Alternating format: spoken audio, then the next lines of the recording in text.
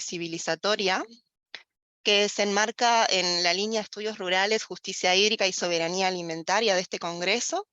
Tenemos un panel muy interesante con temas abordados desde diferentes lugares también del mundo. Mi nombre es Marcela Rondoni, soy estudiante de la maestría en Ecología Política de la Universidad Andina Simón Bolívar, y les estoy hablando desde Uruguay, y voy a estar aquí desde la moderación y también como panelista. Bueno, el tiempo en que vivimos está marcado por crisis simultáneas que se encuentran interconectadas unas con otras. La sincronicidad entre procesos como el cambio climático y los problemas ambientales asociados, así como entre el régimen agroalimentario actual y sus impactos a la salud humana y a la continuidad de modos de vida otros, se enraizan y materializan de manera concreta en nuestros territorios. Comprender estas interacciones se hace necesario para nutrir las alternativas existentes y pensar mundos justos, sustentables, equitativos y dignos. Nuestro primer orador es Arturo Ragnel Lucio, que nos hablará desde la Universidad Autónoma de Chapingo sobre el sistema Milpa, su importancia y vigencia pese a las presiones actuales del capital en el ámbito agrario.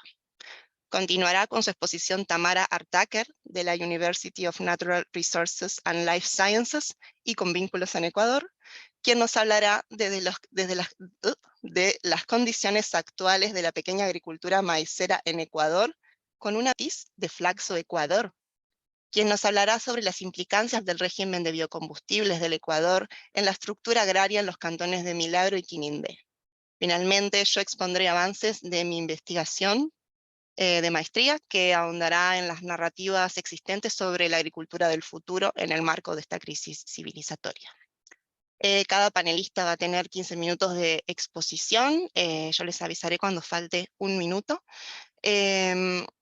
A quienes están aquí acompañando, les pedimos que por favor coloquen comentarios, preguntas en el chat, porque después la idea es poder abrir al diálogo, así que sería fundamental poder tener una interacción. Así que bueno, sin más, comenzamos. Voy a controlar el tiempo. Comenzamos con vos, Arturo. ¿Estás listo para comenzar? Sí, estoy listo para comenzar. No voy a encender mi cámara por temas de conexión. Entonces, si me lo permite, voy a compartir pantalla.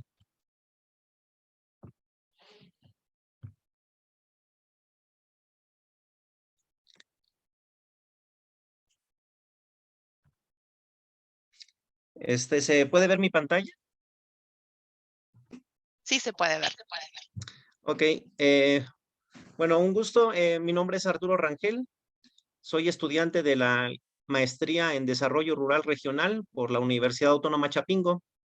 Y en esta ocasión vengo a compartirles un poco de la investigación que estoy realizando. Y para este congreso lo titulé El sistema Milpa, un modelo de producción sostenible a pesar del despliegue del capital. Y me permito compartirles lo que ha escrito un autor, pero también lo que comenta un productor. Los mesoamericanos somos gente de milpa. Es una cultura ancestral cimentada en la domesticación de diversas plantas como el frijol, maíz, chile, tomatillo y calabaza, que se siembran entreveradas en parcelas con cercos de magueyes, nopales, y donde se recogen quelites. Pero además un productor, un campesino, comenta, hacemos milpa porque en primer lugar es una herencia que nos dejaron nuestros abuelos, nuestros ancestros. Se siembra mucho maíz de color porque lo consumen mucho para atole. La gente lo quiere mucho, principalmente al maíz de color.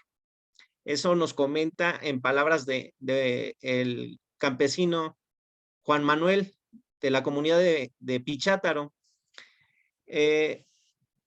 Ahora bien, la agricultura campesina ha enfrentado numerosas transformaciones y esta a su vez, bueno, el campesino ha optado por una forma tradicional de producción, pero a otra, pues adaptarse al creciente sistema de cultivos comerciales.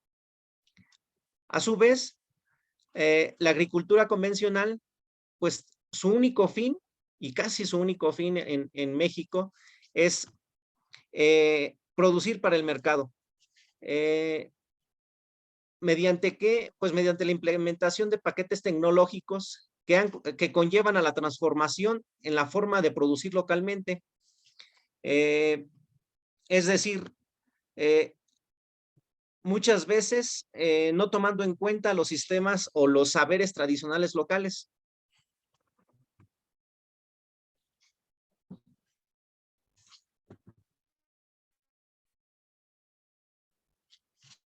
Bueno, pues el campesino es un productor agrícola que tiene control sobre sus medios de producción, posesión de la tierra, sobre la cual aplica su fuerza de trabajo con el apoyo de la familia. Esta descripción de Wolf nos podría hacer alusión de, híjole, ¿y estará vigente esta descripción que hacemos de campesino? En muchos lugares en México aún se sigue produciendo, no bajo la lógica del capital, que es esta producción para el mercado, sino bajo la lógica campesina, que es que primero para la reproducción social, primero para la reproducción de la vida. Esto no quiere decir que no se dediquen a otras actividades, pero su lógica es muy distinta al sistema capitalista actual. Además, la familia juega un papel importante, ya que el producto del trabajo va a tener tres características importantes. Uno, se dedica a la reproducción de la fuerza de trabajo de ella misma, se dedica al pago de la renta u otros gastos exigidos por la clase dominante, y además se intercambia o se vende en el mercado para adquirir bienes y servicios necesarios para garantizar la reproducción de la unidad familiar. La otra vez se tenía una discusión, ¿no? Muchas veces decimos, ay, jole, ya estudiando una persona ya no es campesino, implementando ciertas prácticas agrícolas ya no es campesino. Pero sin embargo la gente comenta, así como se dice, soy indígena, una persona dice es indígena por identidad, también un campesino puede decir soy campesino, y hay gente que le podría molestar, no soy productor. Entonces también todo eso es una discusión, ¿no? Pero hablar de milpa es hablar de un proceso civilizatorio de más de 10,000 años de antigüedad que sigue vivo, porque podríamos decir con la implementación de la Revolución Verde los sistemas agrícolas se transformaron en su totalidad, y no es así. En México todavía existen muchas resistencias para lo que es producir de forma pues campesina, ¿no? Que es que producir milpa. Pero esto, ¿a qué nos lleva a hacer un análisis? Pues que en América Latina se han descrito más de 220 razas de maíz, y en México se reportan 64, de las cuales 59 pueden ser consideradas nativas. Ahora, en México es considerado un centro de origen y se distinguen entre 4 y 6 centros de origen propios de México, y podría estar clasificados en regiones como Chiapas, los valles y sierras de Oaxaca, las sierras de la costa oeste, la Mesa Central, las sierras del noroeste y los cañones de Chihuahua. Esto es donde principalmente, pues, podemos decir que son los centros de origen del maíz para México. Pero ante el modelo de desarrollo predominante, la agricultura tradicional ha mostrado cambios para adaptarse a las nuevas condiciones. Alguna gente, si bien ya no hace milpa, eso no quiere decir que produzca de la forma como el capitalismo lo está implementando, sino lo ha hecho a través de sembrar monocultivo, pero no de razas, bueno, no de híbridos, sino sigue sembrando maíz criollo, pero bueno, esto tiene sus asegúnes, ¿no? Sus características para cada región. Pero, ¿qué es la milpa? Pues la milpa es un sistema bueno, es un agroecosistema ancestral donde están presentes varios tipos de maíz y plantas tanto domésticas como silvestres. Es un policultivo, perdón, donde el elemento principal es el maíz, frijoles y calabazas. conocidos como la tríada mesoamericana, pero en México, cada grupo indígena a veces va a tener su forma bueno, sí, su forma de producir o de hacer milpa. Entonces, a veces esta tríada puede ser cierta o no, y es decir, puede estar presente dos de estos elementos principales o puede estar combinado con otras muchas especies vegetales. Pero los primeros trabajos de investigación los realizaron Pérez Toro y Hernández X, en donde sentaron las bases para el entendimiento de la milpa, es decir, mostraron su lógica, la lógica campesina, y explicaron las razones de su persistencia, es decir, de adaptación a diferentes condiciones, sean ambientales, económicas y sociales. ¿Por qué? Porque cada una de estas razas de maíz va a estar específicamente adaptada para una altitud, un clima, una región, es más, hasta una forma de sembrar de cada una de estas personas. ¿Por qué? Porque hay gente que va a establecer la semilla a los 5 centímetros de profundidad del suelo y hay gente que lo va a establecer a los 20 o 25 centímetros. Entonces, cada una de estas razas de maíz está adaptada para estas diferentes triadas, ¿no?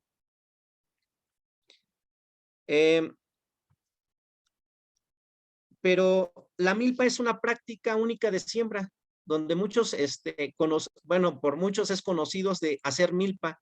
¿Por qué? Porque no solamente se trata en el sentido estrictamente productivo, sino es decir, a través de hacer milpa, se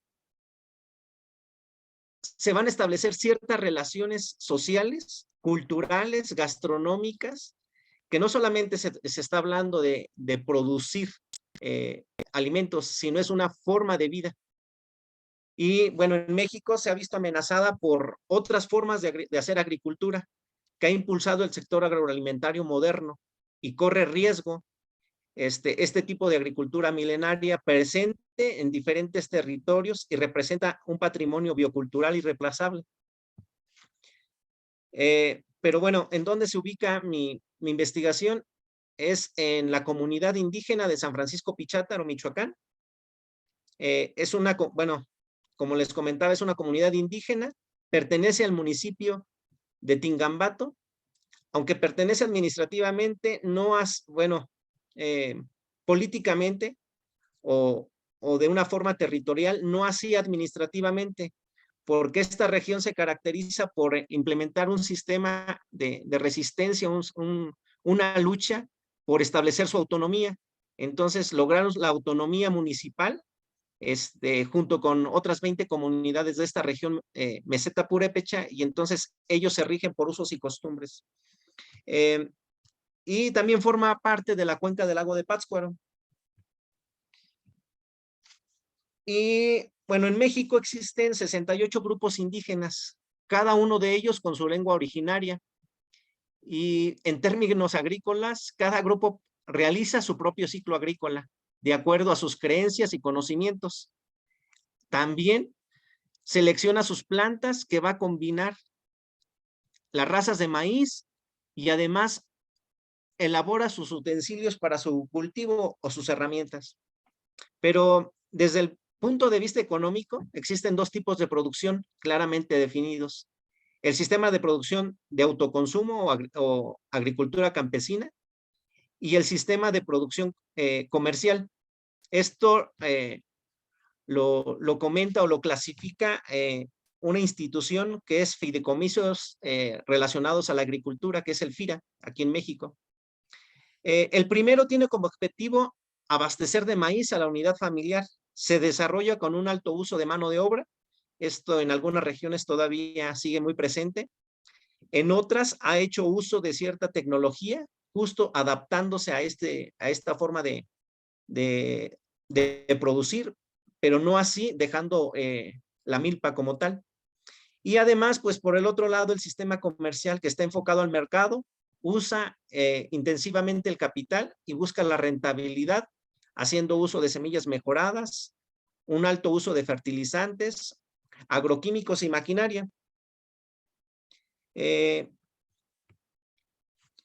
bueno, y en el sistema tradicional existen, acorde a Hernández X, las siguientes características: una amplia experiencia empírica que ha configurado las prácticas actuales. No por ello, el agronegocio está impulsando que se apruebe la UPOP 91. ¿Qué quiere decir? Una reforma a la ley de variedades vegetales, en donde ellos podrían patentar cada una de estas razas y hacer un uso ya específico y comercial o patentado de toda esta experiencia empírica que tienes, no solamente, bueno, que tiene el campesino en cada una de estas razas, ¿no? Pero además, pues, como bien comenta, un profundo conocimiento del medio por parte de los productores, la transición de conocimientos y habilidades y un gran acervo cultural de la gente que se dedica a la agricultura. Cuando hablamos de hacer milpa, como les comentaba, no es solamente producir grano, sino es hablar de un sistema social que está alrededor de esto. Y los campesinos de San Francisco Pichátaro pertenecen al grupo indígena de los purépechas, y los purépechas, como dice Argueta, poseen alrededor de 50 variantes de maíz criollo, que representa a 12 variedades, y además otro autor también clasifica que son 16 razas, y cada una de ellas nombradas de una forma muy particular. Y el maíz es un elemento importante de la milpa o tareta, como le dice la gente en purépecha. Y pues esta está presente, bueno, la configura el maíz, el frijol, la calabaza o el haba.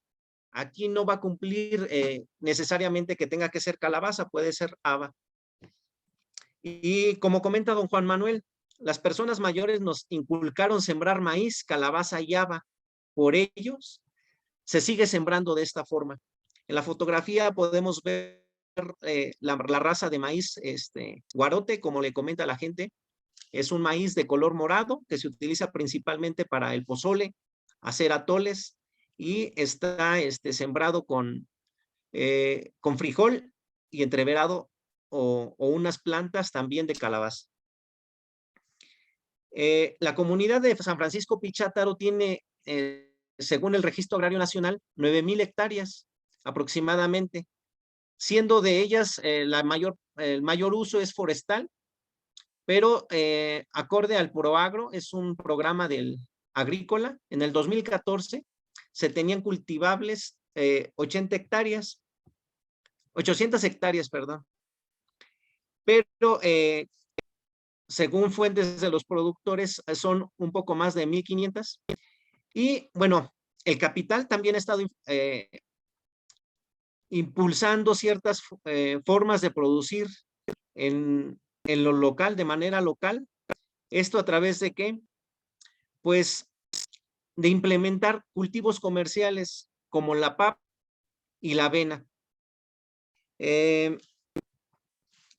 Aquí Armando Bartra nos comenta: los teólogos del neoliberalismo tuvieron la revelación de que los campesinos estaban de más, y armados con la espada del libre comercio y la cruz de las ventajas comparativas, emprendieron una cruzada contra las comunidades rurales.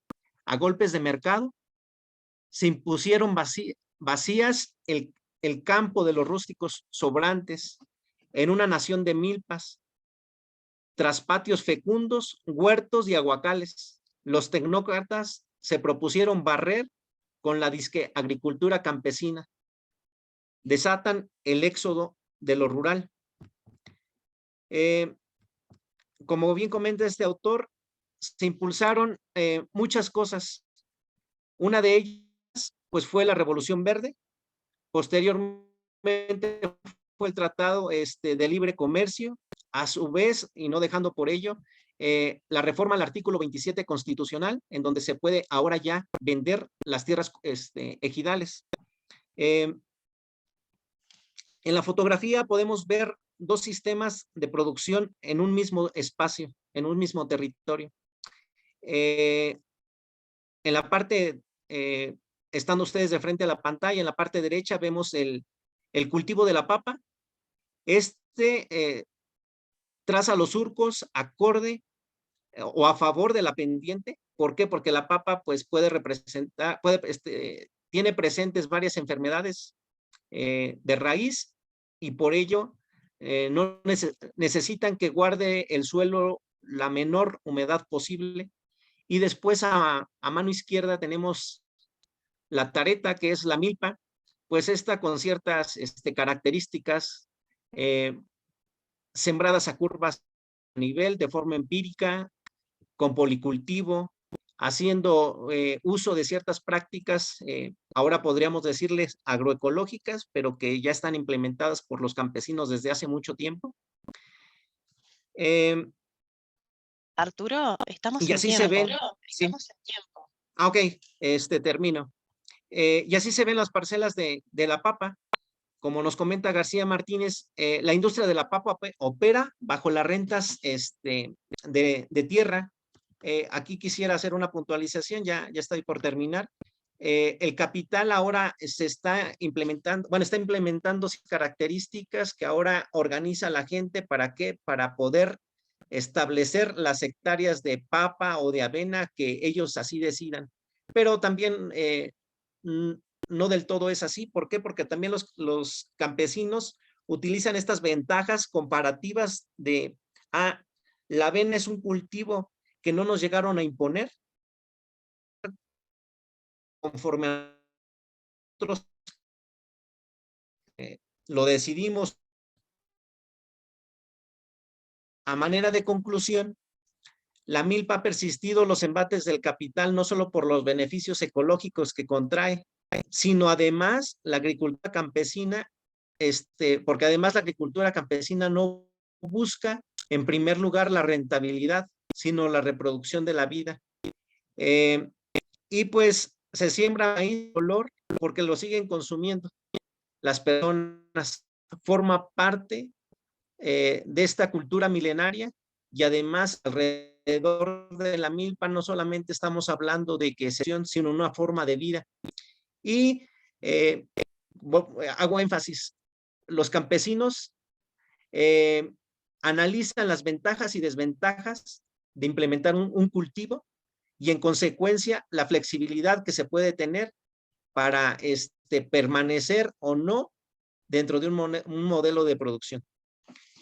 Y cuando hablamos de milpa, pues es hablar de todo un sistema de producción, no solamente económico o biológico, sino una forma de producción de vivir, como podríamos decir.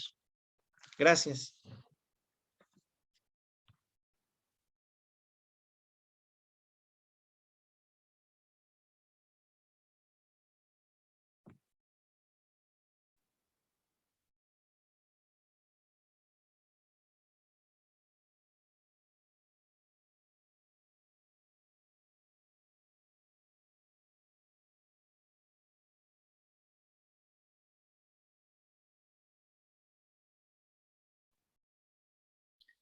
A ver, tenemos un pequeño problema con la moderación.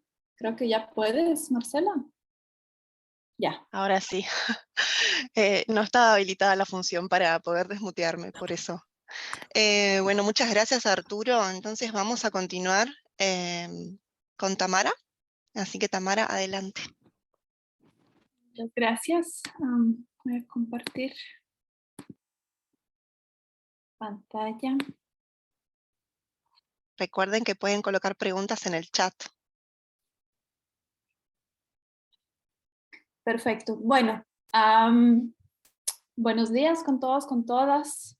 Es un gusto compartir en esta mesa y también, bueno, hablar justo después de la presentación de Arturo me parece muy interesante porque creo que da mucho para debatir. Voy a mostrar un poco el otro lado de la moneda, pero voy a seguir con el tema del maíz, digamos, desde el Ecuador. Y bueno, quiero compartir un par de reflexiones y primeros resultados, digamos, de una investigación todavía inacabada y en curso, que es parte de mis estudios de doctorado. Y quiero abordar un par de puntos sobre la pregunta ¿cómo se sostiene lo insustentable? Enfocándome en transformaciones en el ser, hacer y saber de la agricultura familiar campesina, como mencioné, partiendo desde el caso del Ecuador y específicamente del maíz duro, que justamente sí es maíz híbrido para la producción de alimento de animales en la costa ecuatoriana, específicamente en la provincia de Manabí. Para empezar con algo de contexto, bueno, podemos decir que nos encontramos como humanidad, digamos, frente a una crisis socioecológica. Aquí el gráfico a la derecha creo que es muy conocido, ¿no? El cálculo, digamos, o intentos de acercarnos a calcular los límites planetarios a partir del trabajo de Rockström et al. En el 2009, y aquí, bueno, hay un gráfico actualizado, digamos, con los datos del 2022, que indica que ya en 6 de los 9 límites planetarios que han definido ya estaríamos fuera del espacio seguro para la humanidad, ¿no? Y hay un punto clave que elaboran otros estudios a partir de estos límites, que es indicar que la agricultura juega un rol determinante, digamos, en el traspaso de por lo menos 4 de estos 6 límites donde ya estamos fuera del espacio seguro, que es, entre otros, el uso de agua dulce, la pérdida de biodiversidad, el cambio de uso de suelo y también, de forma importante, los flujos biogeoquímicos, especialmente fósforo y nitrógeno, que se aplican en grandes cantidades en el modelo agroindustrial en forma de abonos sintéticos, ¿no? Entonces, bueno, partiendo de estos crisis o límites ecológicos del planeta, mencionar que están inseparablemente conectados con también una crisis social, con dimensiones sociales como el desplazamiento de poblaciones rurales, como pobreza rural, como migración campo-ciudad, etcétera, que hace imposible, digamos, le quita el sentido, digamos, en mi entender, de mirar esas crisis por separado, sino que, bueno, como muchos autores hablan ya de una crisis civilizatoria, porque finalmente esa crisis socioecológica hay que entenderla como una crisis de sustentabilidad o reproducción de la vida, porque finalmente lo que está sucediendo es que se están sofocando todas las bases, tanto ecológicas como sociales, que permiten la reproducción de la vida en el planeta, ¿no? Entonces, bueno, este contexto me lleva a la pregunta de investigación sobre cuáles son las condiciones que permiten la sostenibilidad de la insustentabilidad. Quiere decir, ¿cuáles son las condiciones que permiten que un sistema tan insustentable que nos lleva a esta crisis de reproducción de la vida pueda sostenerse en el tiempo y pueda incluso incorporar todavía nuevos territorios y actores a su propia lógica, ¿no? Y para eso, bueno, quiero acercarme específicamente al tema de la agricultura y ver esa inserción de la pequeña agricultura campesina, digamos, a esta lógica de la agroindustria.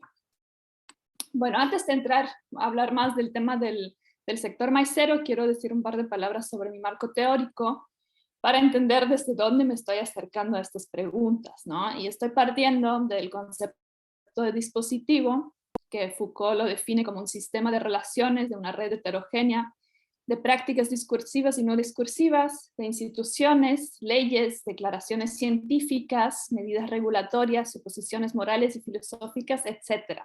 O sea, quiere decir que hay una red compleja y muy heterogénea entre estos componentes, que aquí en el gráfico lo hemos resumido como estos 3 componentes de prácticas discursivas, prácticas no discursivas y materialidades, que en su conjunto tienen una función estratégica de funcionamiento, siguen una racionalidad específica o un sistema de reglas, podemos decir, ¿no? Y lo que a mí me interesa en este caso es cuál es esa relación dual con las formas de ser, saber, hacer. Quiere ser las subjetividades de los actores, las formas de saber y las formas de hacer, o en este caso también las formas de conectarse de sociedad-naturaleza, de relacionarse con la naturaleza, ¿no? Y un punto más que me parece clave, o porque me parece útil este acercamiento teórico, es porque permite entender o mirar las relaciones de poder no únicamente como estados de dominación, como ejercicio de violencia hacia ciertos grupos, sino desde más un punto de juegos de libertades, que reconoce ciertas libertades de los sujetos, de tomar decisiones, de actuar, etcétera, pero ubicándolos, digamos, dentro de esta red heterogénea del dispositivo, ¿no es cierto? Donde hay muchas influencias de estos componentes que mencionamos.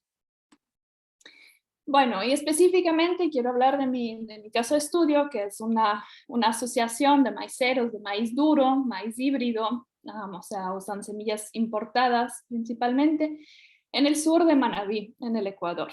Entonces, bueno, ¿cuáles son ahí un poco las condiciones? O sea, decir que en general el sector, o sea, el maíz duro, digamos, es el segundo cultivo que más superficie ocupa en el Ecuador.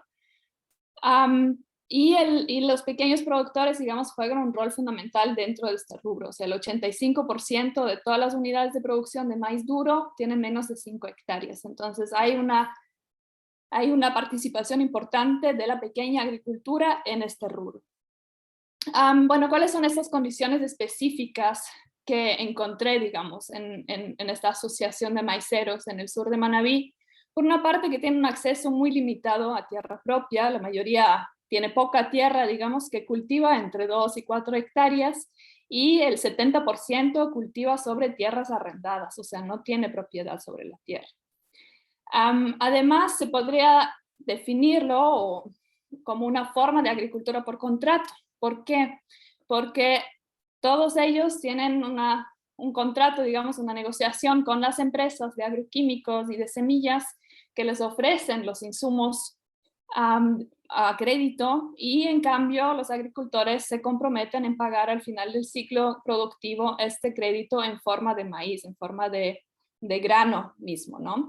Sin embargo, tienen una doble deuda, no solamente con esta empresa, sino también con la banca pública, donde reciben un crédito adicional para gastos como, por ejemplo, el pago de los jornaleros, etc. Entonces vemos que hay una importante financiarización, digamos, que atraviesa su producción de maíz duro, una dependencia completa de los créditos. Una hectárea de maíz actualmente les cuesta más o menos $1,800 de costos de producción. Entonces dicen, o sea, sin el crédito no producirían, no estarían en este rubro del maíz duro. El trabajo, en el caso de ellos, está basado principalmente en mano de obra familiar y en jornales ocasionales, en momentos específicos, siembra, cosecha, aplicación de la urea, etc. Y lo que también es específico de Manabí, a diferencia de, por ejemplo, otras provincias como Guayas o Los Ríos, que tienen una sola cosecha al año. Quiere decir, por falta de agua en el verano, ellos siembran en invierno, cosechan a lo largo del verano, pero no tienen la posibilidad de volver a sembrar en el mismo año. Entonces también una alta dependencia, digamos, de un solo cultivo, de una sola cosecha al año, para también poder pagar sus deudas, sus créditos y tener algo para vivir, ¿no? Y a esto se suma, o es importante mencionar, que todos los productores, las productoras en esta zona producen principalmente, o se dedican principalmente al cultivo de maíz duro, no tienen otros cultivos dedicados al mercado, y además tienen muy poca producción para la alimentación propia. Quiere decir, máximo tienen detrás de la casa un pequeño terreno donde tienen algo de yuca, algo de verde o limones, digamos, pero han dejado, digamos, de cultivar terrenos más importantes, extensiones más grandes que sirvan para la alimentación propia. Entonces también la alimentación estaba más bien atravesada por el mercado. Entonces vemos que es un modelo, un sistema, digamos, bastante crítico, en el sentido de que les puede generar muchas crisis, eso sin hablar todavía de los impactos ambientales, el deterioro de los suelos o los impactos de la salud por la aplicación de los agroquímicos. Entonces ahí la pregunta, bueno, ¿por qué siguen ahí? ¿Por qué se insertan a este modelo, ¿no?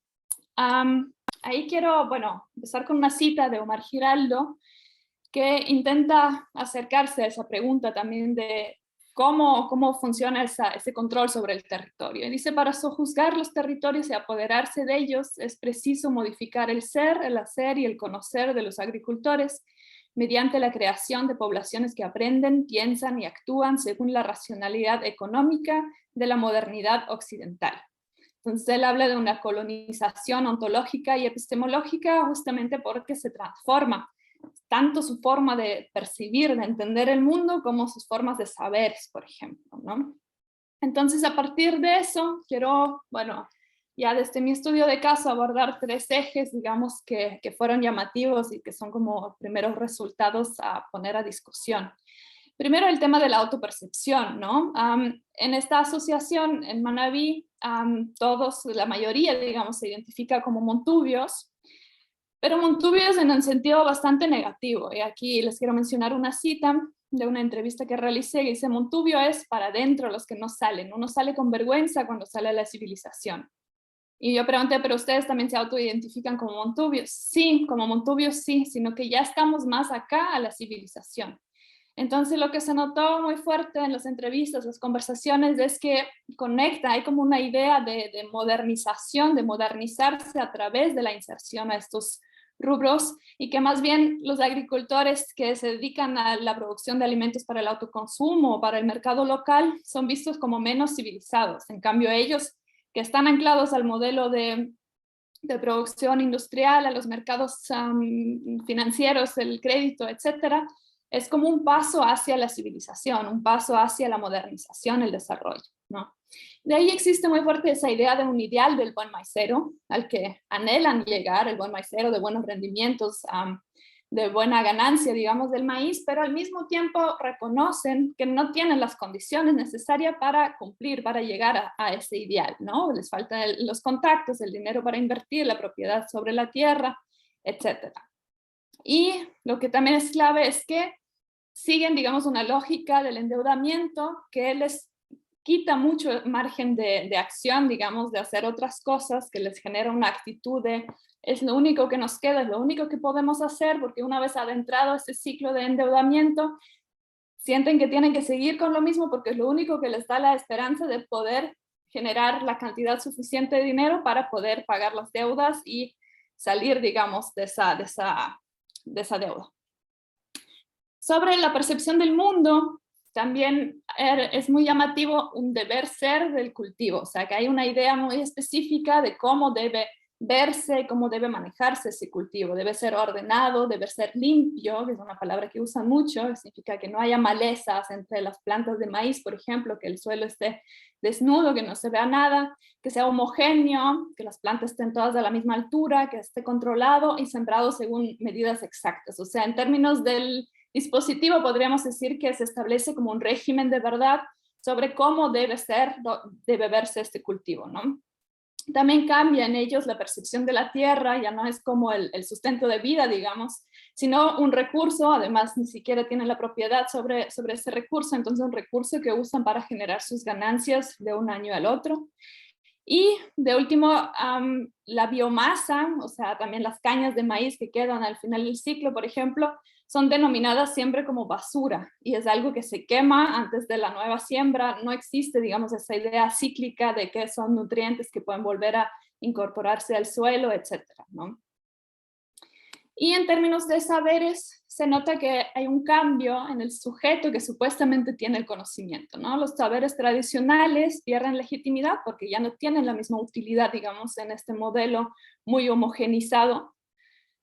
Y quiero leer aquí otra cita de otra entrevista con un maicero, que a la pregunta de cómo aprendió a hacer los cultivos de esta forma con los químicos. Dice: eso es a través de las casas comerciales. Los técnicos nos llegaron a asesorar para ellos vender su producto. Nos dijeron que teníamos que aplicar y a qué tiempo. ¿A qué tiempo? Porque ahí hay procesos. Por ejemplo, la primera aplicada de la urea es a los 15 a 20 días de sembrado, y la segunda es de a 35 a 40 días. Entonces hay como una receta muy específica de un saber experto externo que ya no es necesariamente adaptado a las condiciones del suelo, a las condiciones climáticas, sino que es una receta única, ¿no? Que toca aprender tal cual enseñan, digamos, desde afuera. Y sigue la cita, dice: ellos no nos explicaban cuál era para insecticida y cuál era herbicida. Entonces nosotros aplicamos por aplicar. Pues ya ahora que tenemos conocimiento de cuál es un fungicida y qué es un pesticida. Entonces también cambia la terminología, digamos, se incorpora un vocabulario nuevo, de hablar de fungicida, de pesticida, que no era parte del vocabulario de estos productores antes, y que tampoco importaba que entiendan qué están aplicando, qué realmente están usando, sino que lo único que importaba en este proceso era que sigan la receta tal cual. Entonces más bien era a través de un proceso de aprendizaje propio que fueron identificando el uso de cada uno y, bueno, experimentando también con eso, ¿no? Entonces, bueno, todas esas transformaciones que vimos finalmente son resultado de prácticas discursivas y no discursivas. Y ahí hay varios, o sea, para volver a lo del dispositivo, hay muchos ejes que influyen, pero quiero mencionar aquí un par, que por una parte las intervenciones de expertos, como vimos ahorita con lo de los saberes, pero también juega un rol esas expectativas de poder controlar el cultivo al máximo a través del conocimiento tecnocientífico. Y lo que también juega un rol, por ejemplo, son las exigencias del seguro agrícola, lo que tal vez uno no tomaría tanto en cuenta, pero finalmente es un factor con el kit tecnológico, con los insumos, les viene un seguro agrícola para cubrirles pérdidas en caso de plaga, etcétera. Sin embargo, eso le exige que sigan exactamente esa receta, ¿no? Entonces, si ellos dejan de usar sus abonos químicos o reducen la cantidad para sumar también abonos orgánicos propios, entonces perderían la cobertura del seguro agrícola, ¿no? Entonces, si no se pueden arriesgar a eso. Entonces, es otra forma, otro mecanismo, digamos, de tenerlos dentro del juego, de seguir la misma receta. Y bueno, como ya mencionamos también, el tema de las presiones del endeudamiento, que tampoco les permite, digamos, experimentar otras formas, cambiar las formas de cultivar, porque constantemente están con esa presión de sacar el máximo rendimiento para poder salir también de las deudas, porque está latente, digamos, ese riesgo de quedar sobreendeudado y perder lo poco que tienen, ¿no? Entonces, Tamara, disculpa. Ya estás en conclusiones, sí, estamos casi en ya. tiempo. Perfecto, sí, un minutito. Ya para concluir, entonces podemos decir que esta inserción de la pequeña agricultura a esta cadena agroindustrial conlleva transformaciones en las formas de saber, de ser y hacer, pero que también hay que contrastar o mencionar que son procesos contestados e inacabados, que no son unidireccionales, o sea, si hay idas y venidas, digamos, por ejemplo, existen esas ideas ideales normativas de posición de sujeto que se crean a través del discurso, pero al momento de incorporarlos, digamos, a los sujetos, a las subjetividades, son incorporados de forma parcial, son negociadas, son reinterpretados, adaptados a sus condiciones específicas, ¿no es cierto? Y bueno, ya para cerrar, mencionar que me parece que mirar estos cambios en las formas de producir desde el dispositivo, a través del dispositivo, puede ser fructífero para entender las interrelaciones entre las transformaciones materiales e inmateriales, que son cosas que muchas veces se miran no de forma conjunta, ¿no? Hay estudios más sobre las materialidades, las prácticas, y estudios más sobre el lado inmaterial, social, las subjetividades, etcétera, y nos da como un marco para intentar analizarlo en su forma conjunta para entender cómo se sostiene la insustentabilidad, y además nos da la posibilidad de debatir los procesos de inserción de la pequeña agricultura, no únicamente desde la dominación, sino, como se mencionó, desde sus juegos de libertades. Con esto cierro. Muchísimas gracias. Muchísimas gracias, Tamara. Bueno, vamos a continuar entonces con Wilson. Wilson, Bueno, tienes la palabra. muy buenos días con todos y con todas. Voy a compartir la pantalla.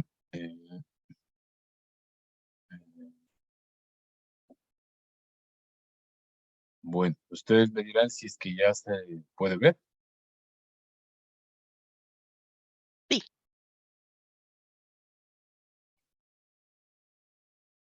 Perfecto. Bueno, a ver, para este Congreso Latinoamericano de Ecología Política, había yo planteado esta ponencia que es el régimen de biocombustibles en el Ecuador y las implicaciones en la estructura agraria de los cantones Milagro y Quinindé. Este se ancla en los estudios de maestría que realicé en la Flaxo, y la tesis responde a la tesis Cambios y continuidades en la estructura agraria en las zonas de producción de caña de azúcar y de palma aceitera a partir de la implementación de las prácticas de biocombustibles en el Ecuador en el periodo 2008-2007. Había pensado que sería como de utilidad, de provecho plantear en este congreso, y justamente mi ponencia había sido propuesta alrededor de la estructura agraria y los cambios que estas políticas públicas pudieron haber provocado. Teóricamente, digamos, las categorías teóricas para aproximarme a la investigación fueron, por un lado, el espacio y territorio, por otro lado, el metabolismo social, el desarrollo territorial y también los modos de producción. Pero claro, uno dice, ¿cómo se va construyendo este régimen, no? Y este régimen, si bien es cierto, lo estamos constatando, configurando en el Ecuador, como lo vamos a ver, sin embargo, esto no está descontextualizado a nivel internacional. En ese sentido, podemos ver que algunos de los hitos que me parecieron relevantes en tanto el régimen de biocombustibles, bueno, tenemos en 1972 la Declaración de Estocolmo, bueno, ya sabemos de eso. Otro hito significativo fue el informe de la Comisión Mundial sobre el Medio Ambiente y el Desarrollo, bueno, que es nuestro futuro común. Muy famoso aquel informe, pero es en 1992, cuando se da la primera conferencia de las Naciones Unidas sobre el Medio Ambiente y el Desarrollo en Río de Janeiro, en donde se suscribe los participantes, los estados participantes, la Convención Marco de las Naciones Unidas sobre el Cambio Climático. Es a partir de este hito que empieza a configurarse, digamos, todo un tinglado a nivel internacional que va derivando en cada uno de los países, por supuesto, de acuerdo a las condiciones, a los avances y factores que en cada uno de los países se fue desarrollando. En esta línea de tiempo planteada, bueno, en 1997 se suscribió el Protocolo de Kioto, y justamente el Protocolo de Kioto, si bien es cierto, sabemos todos que los resultados fueron bastante precarios, sin embargo, sí pudo este protocolo permitir que se pueda comercializar, digamos, la naturaleza ya en una escala global y bajo unas políticas internacionales. Eso fue como algo de las cosas muy decidoras de este protocolo, más allá de los resultados que fueron muy exiguos.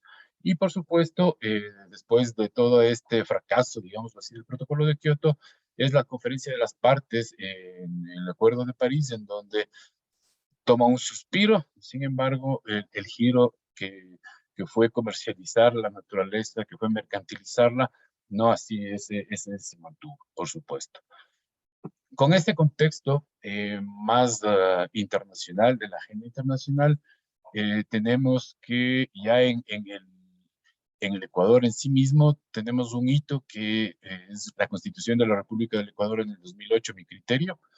Antes de esta Constitución no había un régimen como tal, eran ciertas iniciativas de los gobiernos de turno, de alguna manera influenciados por los lobbies, digamos, correspondientes, y de acuerdo a eso se iban dando ciertas iniciativas. Bueno, por un lado, podemos decir que en la Constitución anterior, en la de 1998, no señala mucho en ese sentido, recoge ciertas cosas en términos de la naturaleza, pero es muy puntual. Luego tenemos a partir de ahí, bueno, la Ley de Gestión Ambiental, y en el 2001 tenemos un decreto ejecutivo en el cual hay un reglamento de las actividades hidrocarburíferas en donde ya se menciona el asunto de ir combinando algunos biocombustibles, específicamente en el caso del Ecuador, para que se puedan comercializar. Sin embargo, no prosperó más allá del decreto que estuvo en letra. O sea, podemos decir que fue una letra muerta.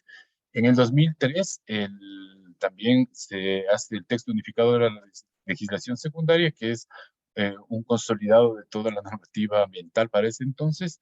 Y otro, podemos decir que en el 2014 ya se menciona y como decreto ejecutivo se crea el Consejo Consultivo de Biocombustibles, que estaría adscrito a la Presidencia de la República.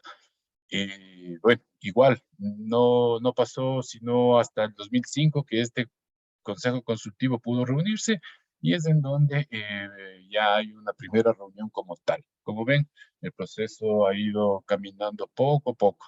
Y en el 2005 justamente también se plantea el plan piloto de biocombustibles en Guayaquil, básicamente ligado a la mezcla de etanol hacia la gasolina para que se pueda comercializar. Era este proyecto piloto que se estaba planteando fundamentalmente en Guayaquil.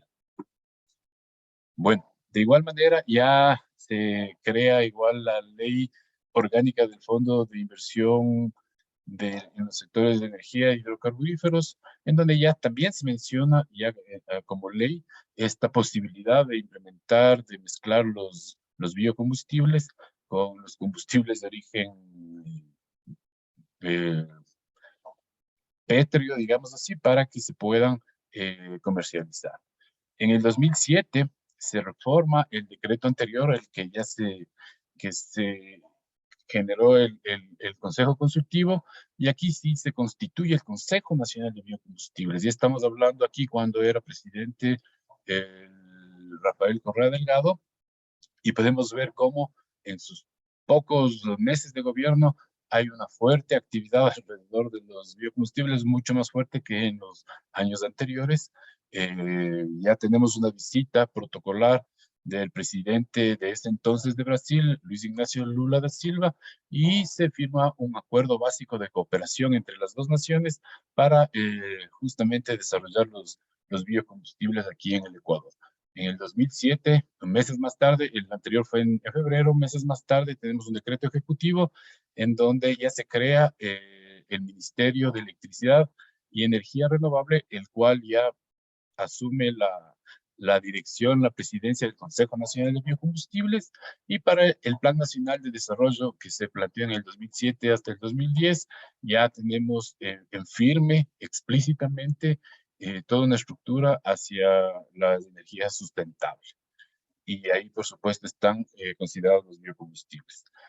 En la Agenda Energética 2007-2011 es mucho más explícito alrededor de los biocombustibles y los menciona de lleno, poniendo ciertas limitaciones en tanto soberanía alimentaria. Para el 2007 se plantean en ese entonces se denominaba el Congreso Nacional, dos proyectos de ley alrededor de los biocombustibles que no prosperaron porque ya se dio el proceso constituyente que nos dio una nueva constitución en el 2008. Para el 2009, el Plan Nacional del Buen Vivir y su estrategia territorial nacional, de hecho ya nos expresa, nos expone toda una situación alrededor de la energía renovable, si bien se centra en las energías como la hidroelectricidad, sin embargo también da pie y es un anclaje para que otras formas de energía renovables, entre comillas, se puedan considerar como los biocombustibles. En las agendas zonales del buen vivir, esto quiere decir ya la materialización de este plan de desarrollo, en los respectivos territorios, por supuesto, también se han considerado fundamentalmente en las zonas en donde se producen los cultivos que se pensaron que podrían ser útiles para la generación de biocombustibles, de agrobiocombustibles, combustibles de primera generación, ¿no? Para el 2009, bueno, la Ley Orgánica del Régimen de Soberanía Alimentaria también nos da algunas pautas, algunos parámetros, aparentemente impidiendo que se puedan, por ejemplo, dar cierta competencia de estos agrocombustibles respecto de los productos de primera necesidad y que nos alimentan a los ecuatorianos. Sin embargo, claro, esa es la letra que no necesariamente termina siendo considerada ya en la práctica. El acuerdo ministerial que se da en el 2010, se da un reglamento para la autorización de actividades de comercialización para la mezcla de biocombustibles líquidos derivados de los hidrocarburos con biocombustibles. Aquí sí ya tenemos un acuerdo ministerial que ya da el paso firme para que se pueda levantar ya esta mezcla de biocombustibles que fundamentalmente se centró alrededor del bioetanol a partir de la caña de azúcar para mezclar con la gasolina extra que se denomina aquí en el Ecuador. Bueno, luego tenemos el Código Orgánico de la Producción, Comercio e Inversiones en el año 2010, en donde también se da incentivos para iniciativas como los biocombustibles, bueno, y la energía limpia en general. Para el 2012 tenemos un decreto ejecutivo en donde se habla del diésel premium, que quiere decir la mezcla de biodiesel con el diésel normal. Y bueno, esta iniciativa hasta ahora no ha dado, digamos, un paso cierto acá para que se pueda producir. Bueno, el Plan Nacional de Desarrollo 2013-2017, si bien es una continuidad del plan anterior, es un poco más vago en términos de los biocombustibles, al menos en su revisión. Bueno, para no alargarme, porque creo que hay muchas otras cosas que hablar, sin embargo, podemos ir viendo cómo después de la Constitución del 2008 empieza a haber una serie de dispositivos legales, institucionales, que van permitiendo, que van dando paso a que se materialice toda una política de biocombustibles, y esta política de biocombustibles finalmente está derivando en que ya hay justamente una política que nos permite que a partir de la caña de azúcar el etanol sea transformado en bioetanol y sea mezclado para la venta de la gasolina Ecopaís, que la vamos a ver más adelante. Pero bueno, desde el inicio, desde los primeros planteamientos anteriores al 2008, ya se visualizaba en dónde y qué productos son los que se pueden comercializar, y uno de esos es la caña de azúcar para la producción de biocombustibles. Podemos ver que en el periodo de estudio, que es 2008 y 2017, la provincia que mayor producción de caña de azúcar concentra es Guayas, desde el inicio hasta el final e incluso hasta la actualidad. Tenemos esta provincia como la mayor productora de caña de azúcar, y de igual manera de palma de aceite tenemos la provincia de Esmeraldas, en la cual tanto en el 2008 cuanto en el 2017 vemos que hay una predominancia de la producción de este producto. Más específicamente, en el Guayas tenemos el Cantón Milagro, que es el cantón que más produce caña de azúcar, y el Cantón Quinindé en Esmeraldas es el que más palma de aceite produce en el Ecuador. Por eso fueron seleccionados estos para el estudio. Este está claramente que es Milagro. Efectivamente, hay una connotación muy fuerte en todos los sentidos de la vida de este cantón, no sería lo económico hasta lo simbólico, lo material y lo inmaterial. Y en aras del tiempo voy a hacer lo más sintético posible en la medida de las posibilidades. Por un lado tenemos este territorio, este es un mapa de los sistemas de producción en el Cantón Milagro, es sobre algunas instituciones del Estado, que son las que han construido conjuntamente este mapa, entre ellas el Ministerio de Agricultura, y podemos ver que el sistema empresarial, muy ligado, mejor dicho, todos los sistemas de aquí, salvo el sistema marginal, que no produce sino sería un sistema de autoconsumo, de producción de autoconsumo, que como vemos está sentado más hacia el norte. Todos los otros sistemas del empresarial, el combinado y el mercantil, tienen que ver con la caña de azúcar de alguna manera. Y principalmente el empresarial, estamos hablando del que ustedes pueden ver de color café. Este sistema está muy ligado a la caña de azúcar, y de hecho casi toda la mancha que ustedes ven café hacia la izquierda es de una sola empresa, que es la que opera ahí, que es el ingenio azucarero Valdés. Este ingenio no es que se fue constituyendo de un rato para el otro. Inició en 1894 con una adquisición de algunas haciendas, cuando estábamos hablando del boom cacaotero. Conforme se empieza a industrializar y el capital el capital acumulado originalmente a través del cacao empieza a derivarse hacia algunos otros sistemas, como el de caña de azúcar, la industrialización de la caña de azúcar, y justamente este cantón es el que inició ya desde 1894 este proceso de industrialización. Para inicios del siglo XX ya tenía una predominancia mayor y había concentrado ya bastantes haciendas que le permitieron ir creciendo paulatinamente. Cuando hay la crisis cacaotera, digamos alrededor de la segunda década, tercera década del siglo XX, tenemos que empiezan a diversificar todos los sistemas productivos y se concentran en la caña de azúcar y el arroz. Una vez que se salta la crisis o se sobrepone a la crisis del cacao, definitivamente en este cantón la caña de azúcar empieza a jugar un rol protagónico, y como podemos ver territorialmente es el que ocupa un alto porcentaje del territorio. bueno, aquí es básicamente un ingenio que es todo un consorcio de empresas, que por un lado tenemos Ecoelectric, que utiliza el bagazo de la caña de azúcar para producir energía eléctrica. Por otro lado, el mismo Ingenio Valdés, que tiene una diversificación de productos de toda índole agropecuarios, y también Kodama, que sería la rama especializada más en la producción de biocombustibles y específicamente de bioetanol.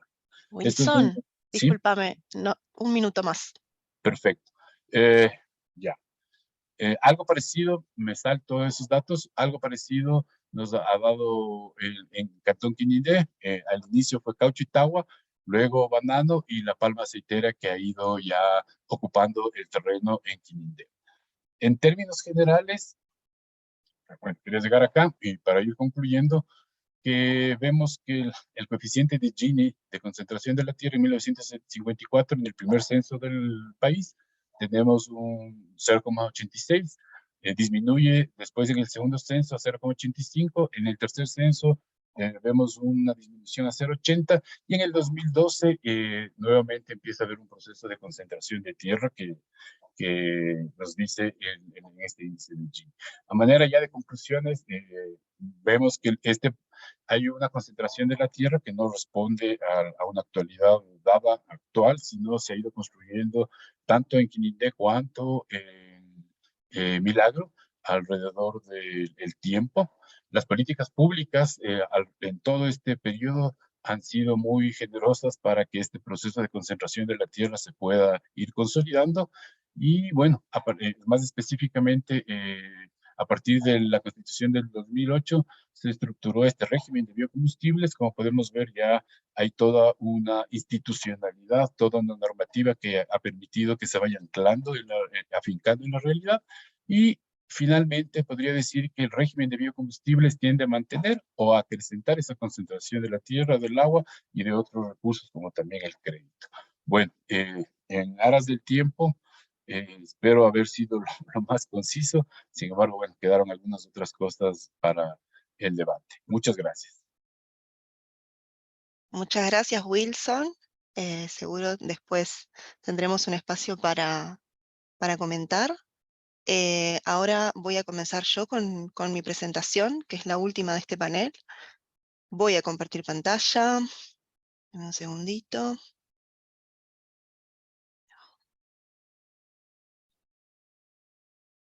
¿Se ve el modo presentación? Sí. Sí. Bien. Muy bien. Bueno, yo entonces les voy a contar brevemente los avances de mi tesis de investigación, que trata sobre, digamos, cómo se imagina y se relata el futuro de la agricultura en textos y desde agentes que pretenden hablar desde una escala global, digamos. Entonces, indago un poco en, digamos, qué cosas se disputan en esa construcción de futuro, entendiendo que, bueno, que por más de que estemos en un contexto pluriversal, digamos, y con muchas realidades y formas de concebir el mundo, hay relatos dominantes, y sobre todo en estas cuestiones de construcción de sentido en disputa. Entonces, no voy a ahondar demasiado en el marco teórico, porque además también les compas también estuvieron profundizando un poco, pero solamente quiero como señalizar que pongo como a hilar tres cosas, digamos, en esta tesis, que tiene que ver con un poco con esto que traía de la imaginación del futuro y la capacidad de imaginar futuros, en este caso, alternativos a la narrativa capitalista dominante. Acá traigo esta frase muy famosa que seguramente todos hayamos escuchado: es más fácil imaginar el fin del mundo que el fin del capitalismo, que también lo trabaja Donna Haraway, Mark Fisher con el realismo capitalista, Boaventura de Sousa Santos también. Entonces digamos que es algo que está puesto sobre la mesa, ¿no? Digamos, si la única alternativa es el colapso, digamos, entonces bueno, ¿qué otras narrativas podemos encontrar? Sumado como a esta mirada distópica que se ve mucho también como en las producciones, en las ficciones, ¿no? Y eso de alguna manera lo bajo y lo aterrizo a la agricultura, Y bueno, un poco tomo, digamos, algunas lecturas más vinculadas a la lectura que hace McMichael de regímenes agroalimentarios, situándonos en que estamos en un régimen agroalimentario corporativo, dominante, y bueno, y también en que estamos en un momento de transición en donde la producción de alimentos baratos y la hegemonía dependiente de la producción de alimentos también está como en un momento interesante, donde encontramos, digamos, límites que antes no estaban, ¿no? Límites de expansión de tierras, límites de cuestiones de recursos, y en un contexto aceleracionista, que eso se vincula un poco también con que lo relaciono con el rol de la tecnología en el futuro, y ahí traigo algunas miradas como las del filósofo Xu Hui, que trabaja el concepto de cosmotécnicas y tecnodiversidad, y habla de cómo de alguna manera la tecnología singular es una forma de globalizar el proyecto eurocéntrico moderno, y cómo se están erosionando, digamos, otras historias, y todo se sincroniza de alguna manera digamos, a través de esa tecnología en un contexto de aceleracionismo capitalista, de una explosión de la inteligencia, y bueno, algunas cosas más que voy a ir profundizando. Pero bueno, esto está en construcción también, y espero que haga sentido al final de la presentación. El abordaje metodológico es básicamente un análisis de contenido con algunos elementos de análisis crítico del discurso. No voy a profundizar demasiado, si es una selección de textos vinculadas a actores que están afines al régimen agroalimentario corporativo y actores que no, sobre todo actores grandes, coaliciones globales. Eso se hizo de alguna manera tomando textos que de alguna manera viendo sus redes de legitimación y deslegitimaciones, y ahí armando dos grupos básicos, dos grupos discursivos.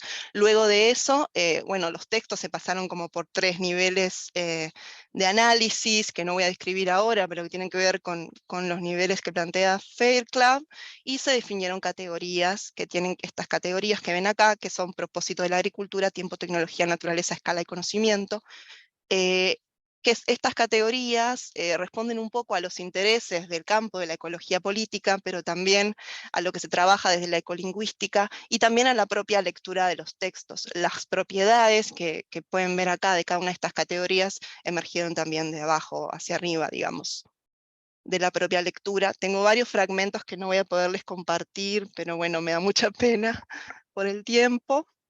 Y acá solamente son algunas como imágenes de portadas de algunos textos que se fueron seleccionando desde el grupo corporativo, que tienen que ver con coaliciones corporativas específicas, Banco Mundial también, algunas megacorporaciones también, y también se incluyeron, a lo largo de la investigación emergió como un agente muy importante la inteligencia artificial, entonces también se incluyeron diálogos o consultas, digamos, a una inteligencia artificial.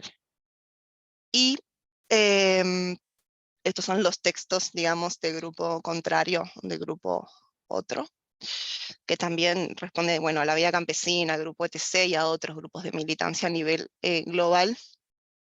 Y se tomaron textos de ciencia ficción, 2 obras, que son ciencia ficción no distópica y anticapitalista, lo cual es muy difícil de encontrar, la verdad.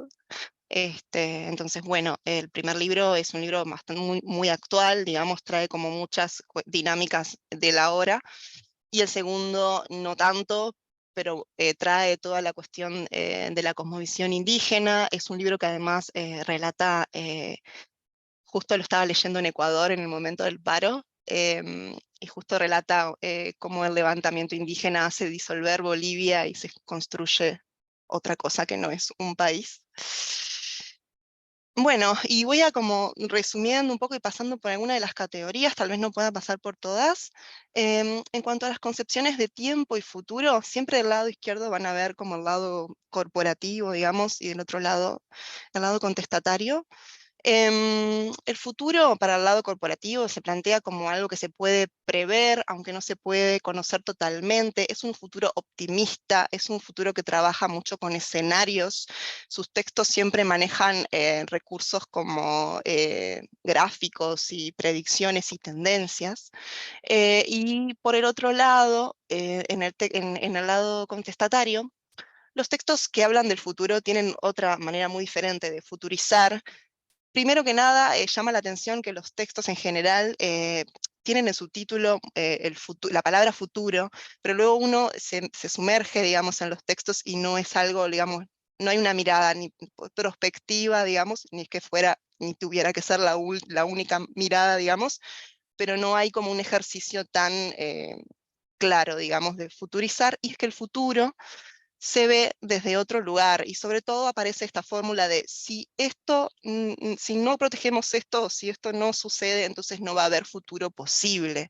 Entonces es una forma de futurizar mucho más próxima al presente, y también mucho más conectada con el pasado. Se hace mucha referencia a lo ancestral, se habla de que debemos dar pasos hacia el pasado para poder avanzar, por ejemplo.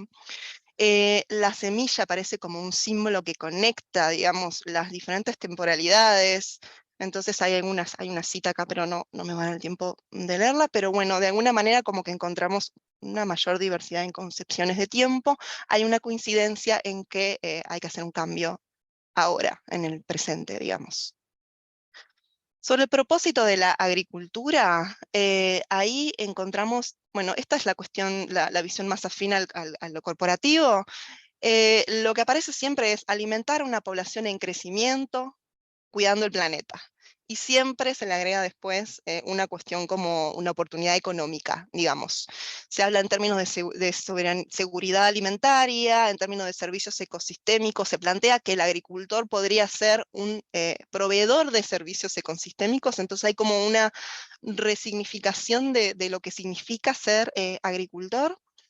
Em, y bueno, se hablan como de algunas cosas interesantes, como que se puede ser productivo y regenerativo al mismo tiempo, se puede ser rentable y resiliente al mismo tiempo.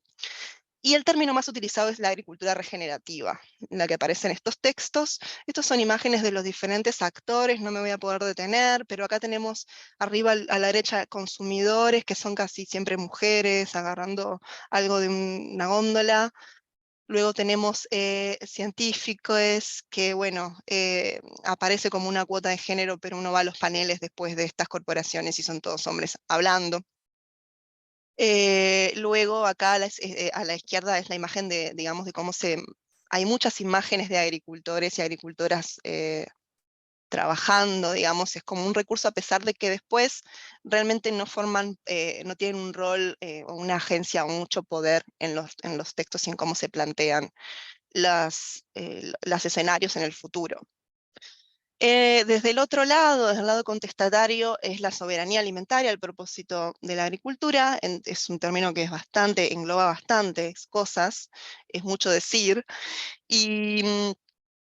y bueno, y se hace énfasis en la producción sustentable, se habla de agricultura familiar, agricultura campesina, agroecología, y bueno, los agricultores son quienes tienen más poder y quienes tienen como son actores centrales, y cuando se muestran, los actores se muestran en actividades cotidianas más diversas, y es como más difícil distinguir entre un actor y el otro, digamos, no está tan segmentado.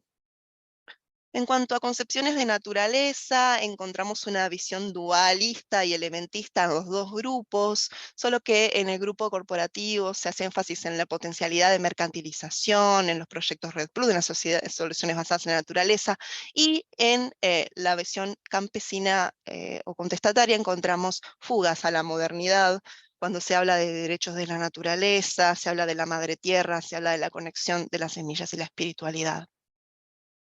O encontramos en un mismo texto como ambas visiones. Sí, en ambos textos el futuro, que hablan del futuro de la agricultura, se habla de la naturaleza como algo que hay que proteger, respetar, restaurar, conservar, rescatar, reconectar con una visión de naturaleza como algo frágil, digamos, que hay que proteger. Luego, en relación al conocimiento, desde el lado corporativo encontramos a los científicos y a los técnicos como a los actores principales, a la inteligencia artificial como tomadora de decisiones. Eso tiene que ver con un proceso de digitalización integral de la vida que estamos viviendo. Y bueno, van a ver, digamos, se futurizan desde el lado corporativo que van a ver que ya hay, ¿no?, aplicaciones que gestionan y toman decisiones y toman medidas y le dicen a los agricultores qué tienen que hacer.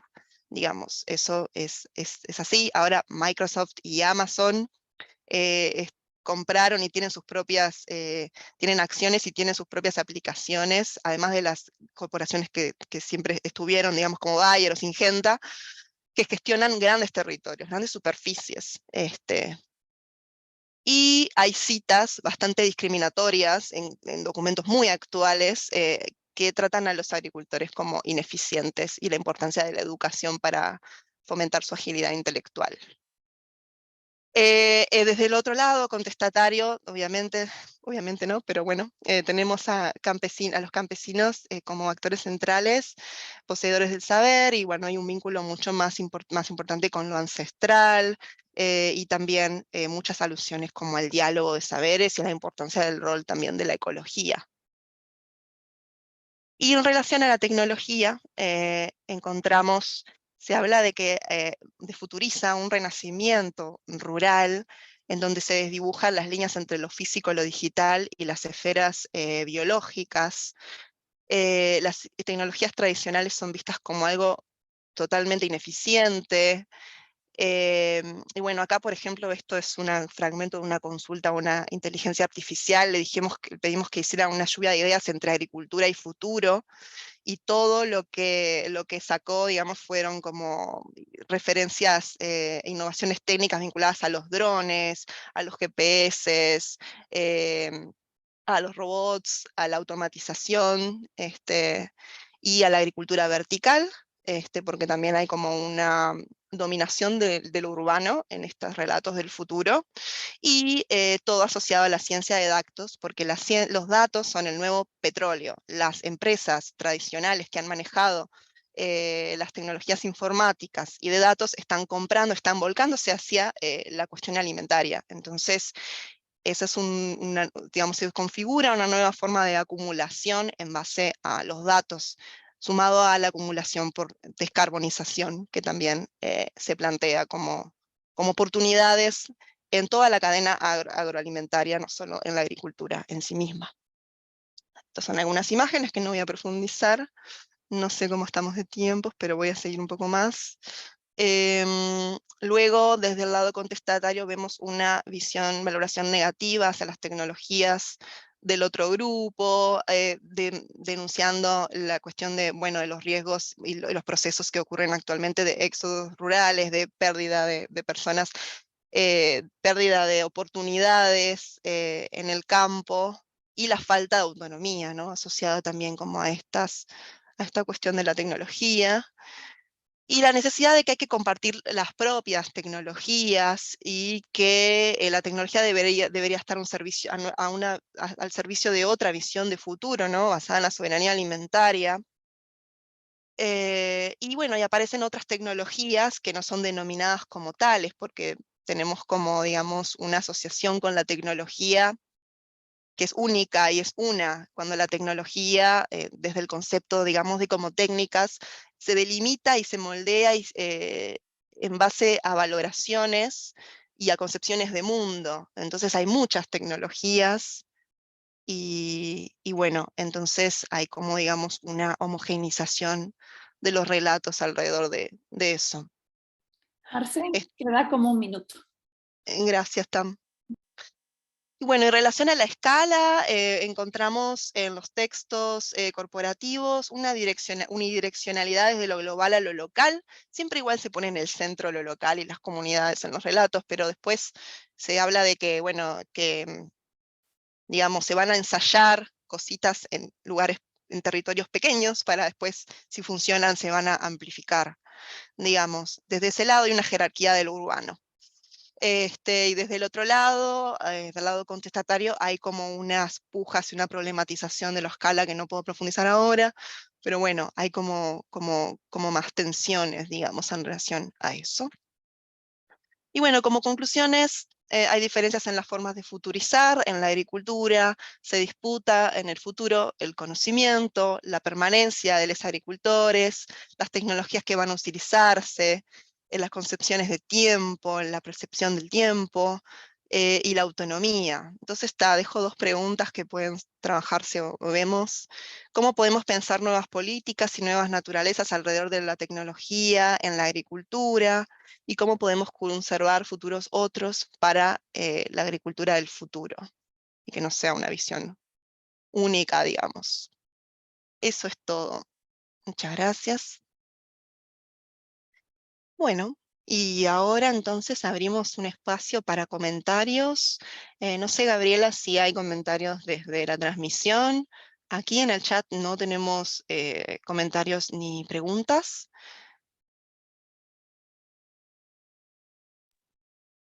Ah, Gabriela no no está. está. Se sacó del Zoom. Ajá, estoy Ahí viendo está. ahorita. Bien, Tampoco hay comentarios. bien. Bueno, entonces, mientras surge, digamos, alguna... Wilson, ¿querías decir algo? Sí, bueno, creo que eh, nos faltó un poco de tiempo a todos, pero bueno, en todo caso, no es que voy a presentar lo que no presenté, no, quería justamente comentar sobre el trabajo de Tamara. Me parece muy interesante este vínculo que está haciendo y los resultados que nos ha presentado, a pesar de que está en curso, digamos, su investigación. Bueno, en el sur de Manabí, digamos, es interesante los múltiples sistemas que existen. Bueno, dependiendo, no sé si estará en Pajá, exactamente no sé en qué cantón esté, pero Jipijapa, no sé, bueno, pero en todo caso, más allá, digamos, del sitio geográfico, eh, no sé si hay, por ejemplo, dentro de la investigación, solo un concentrarse bueno, yo sé que es alrededor del maíz.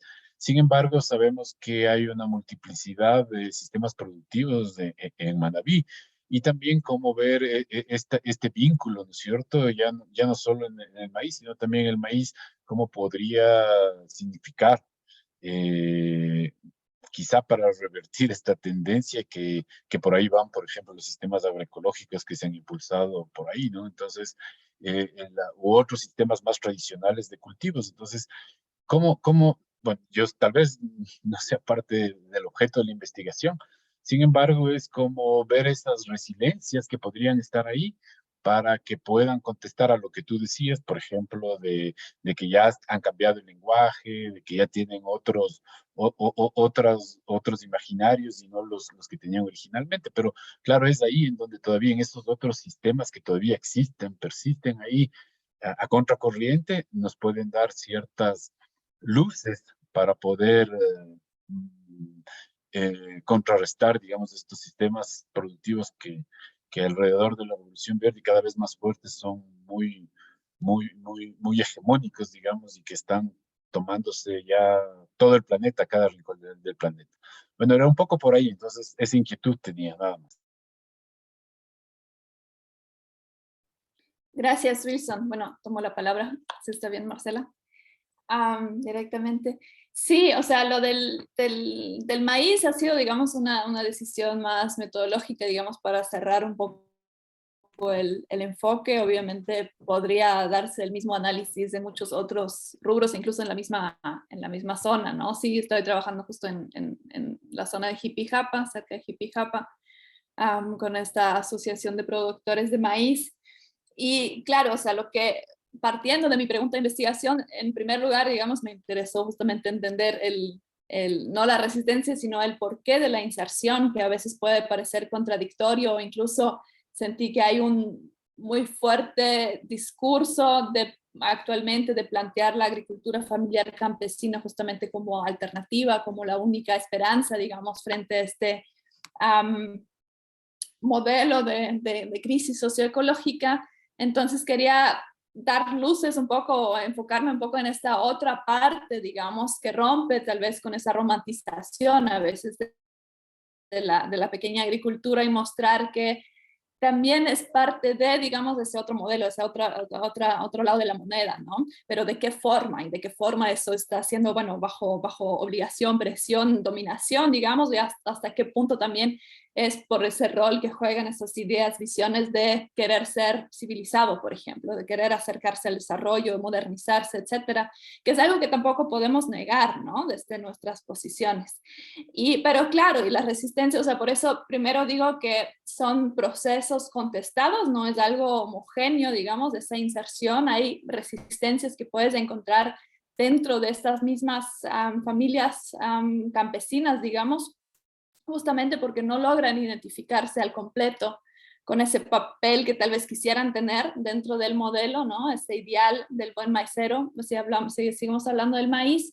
Y sí, lo que no mencioné ahorita por falta de tiempo, etcétera, es la segunda parte de mi estudio es justamente en la sierra, también modelos de maíz, digamos, agroecológicos diversificados en Imbabura, donde intento más bien, o sea, ya enfocarme en estas formas de no insertarse, sino de seguir justamente con un modelo que se parece mucho al de la milpa, digamos, en México, ¿no? Esos cultivos diversificados, etcétera, donde predomina la producción para el autoconsumo y donde no ceden, digamos, necesariamente bajo esas presiones discursivas del mercado, materiales y inmateriales, etcétera, ¿no? Entonces me parece como esa ida y vuelta muy interesante, pero sí es cierto que también dentro de la misma provincia de Manabí, que es muy, o sea, que es muy campesina todavía en comparación con los ríos o con Guayas, digamos, ¿no? Donde tenemos como una dominancia importante de este modelo, pero donde, claro, tenemos procesos de los dos lados también, procesos importantes hacia la agroecología, procesos de resistencia frente al modelo agroindustrial, pero fue ahí más bien eso, partiendo de mi interés investigativo, que escogí justamente estos actores y este enfoque. Tal vez si no hay otras preguntas, puedo lanzar una pregunta para, para ustedes, Marcela y Arturo, porque justamente, porque uno de mis puntos de partida era debatir o enfocarme un poco en este rol de la pequeña agricultura y estas diferentes representaciones que pueda haber entre un actor que es deficiente, que es no eficiente, que falta modernizarse, etcétera, y al mismo tiempo ese otro discurso que va mucho hacia la romantización de ver como el pequeño agricultor, la pequeña agricultora como el único actor que puede salvar, digamos, el futuro en el sector agrícola, ¿no? Entonces, y también algunas cosas que mencionó Arturo sobre esa percepción de lo que es ser campesino hoy en día o tener o no el control sobre los medios de producción, por ejemplo, me pareció interesante y quisiera, bueno, lanzarle a ustedes dos esa pregunta sobre cómo en sus respectivos campos han abordado o se han cuestionado, digamos, esa idea que existe de campesinado o de pequeña agricultura familiar campesina. Yo podría comenzar hablando de que en los textos en los cuales he trabajado, desde el lado corporativo, digamos, hay una especie como de romantización también de la agricultura. Sobre todo lo ves en las imágenes, ¿no? Las imágenes son así, súper, imágenes muy del agricultor tradicional y bla, bla, bla. Sin embargo, por ejemplo, el texto del Banco Mundial para América Latina y el Caribe, que habla del futuro, dice que probablemente el rol, haya muchos campesinos que dejen de serlo, digamos, y plantea algo muy dudoso que es como una reconversión laboral, es decir, va a haber menos personas trabajando la tierra, digamos, y esa gente se va a reinsertar en otras cadenas y con trabajos mejor calificados en otra parte de la cadena, digamos, agroalimentaria, digamos, como gestores de otras cosas más vinculadas a lo que pasa después, digamos, de la producción. Entonces, el rol de incluso de la agricultura como a pequeña escala es algo que se va a poner en debate, digamos. pero bueno, después tenés todos los discursos de resistencia,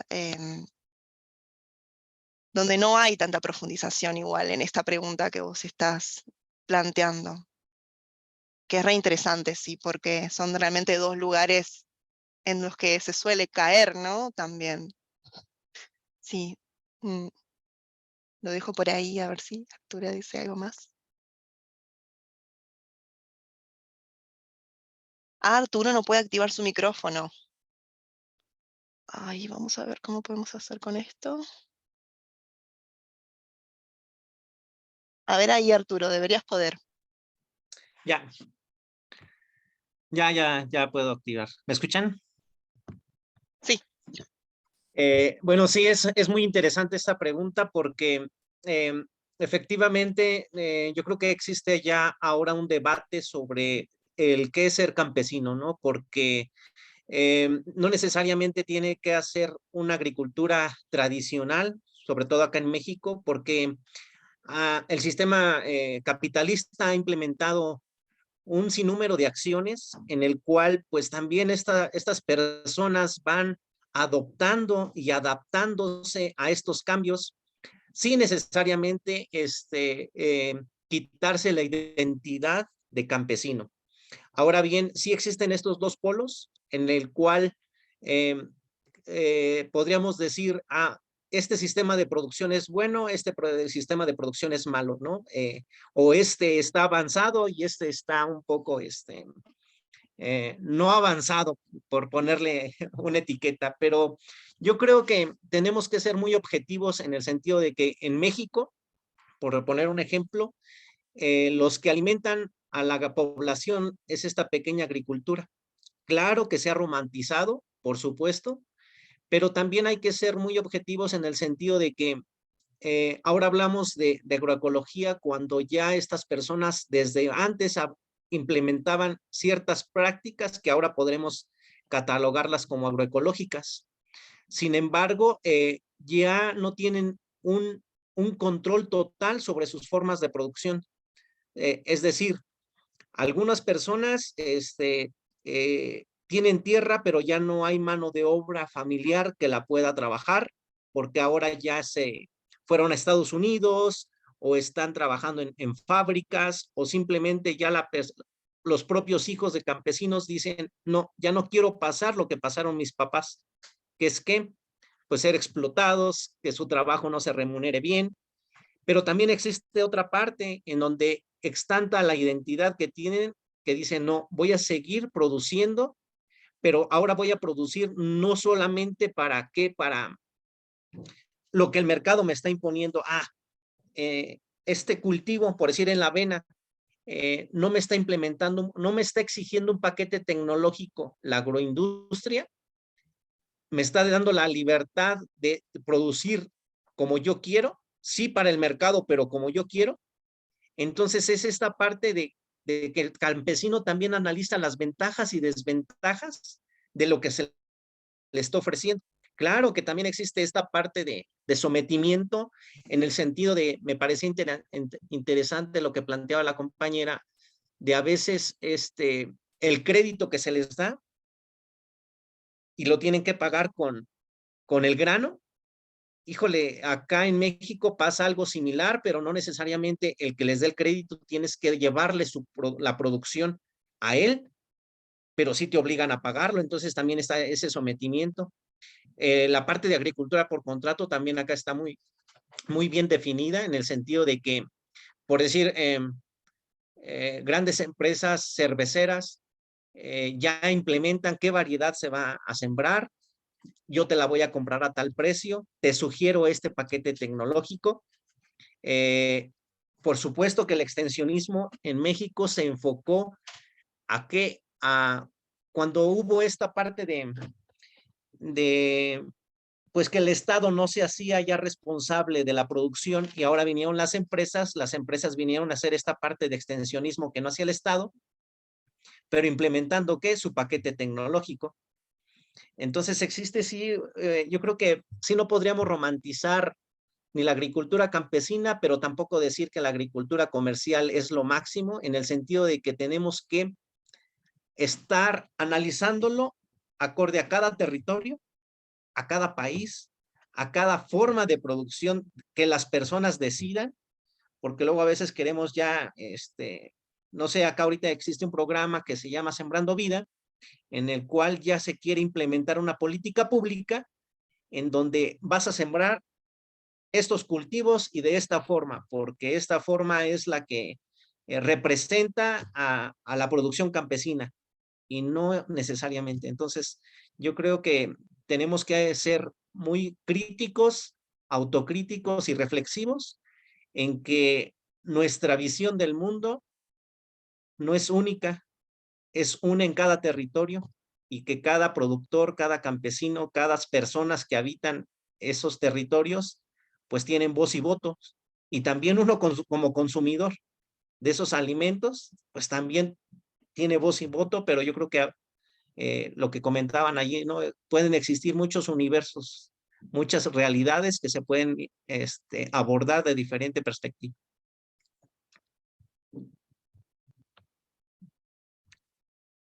Sí, creo que además también esta cuestión se conecta mucho con el concepto de hegemonía, ¿no? Y como ese consenso que se genera desde lo subjetivo en estos modos de vida, como el modo de vida imperial, digamos, que involucra como estos valores y estas proyecciones hacia el futuro. Que además, incluso nosotros no estamos tampoco exentes de eso, ¿no? Entonces me parece como importante verlo. También de estos trabajos de ambos, me llama como la atención también cómo es que se ve como ese conflicto, digamos, si es que se ve un conflicto como entre como estas formas de ser, digamos, se ve como marcado, se ve como algo que se integra, se ven como tensiones, es como un entramado de cosas diferentes, digamos, el ser agricultor con esta tradición, digamos, y con estas dinámicas y estas nuevas formas de querer ser, digamos, también acompañadas de todo este proceso más dominante.